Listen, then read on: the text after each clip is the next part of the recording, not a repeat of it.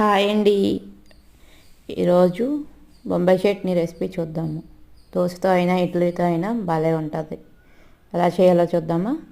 ముందుగా stove on చేసి కళాయి పెట్టుకున్న తర్వాత ఆయిల్ వేసుకోవాలి. ఆయిల్ హీట్ ఎక్కిన తర్వాత ఆవాలు జీలకర్ర వేసి వేపిన తర్వాత పచ్చిమిరపకాయలు వేసుకోవాలి. పచ్చిమిరపకాయ వేగిన తర్వాత సన్నగా తరుక్కున్న ఉల్లిపాయ ముక్కలు కూడా వేసుకొని బాగా వేపుకోవాలి.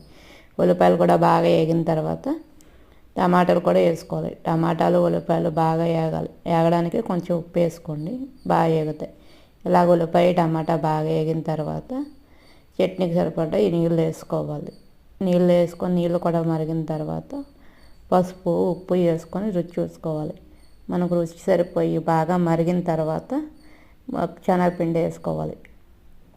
శనగపిండి వాటర్లో కలిపి వేసుకొని బాగా దగ్గర పడిన తర్వాత కొత్తిమీర వేసుకొని స్టవ్ ఆఫ్ చేసుకోవడమే. అంతే, విడి విడి బొంబాయి చట్నీ రెడీ.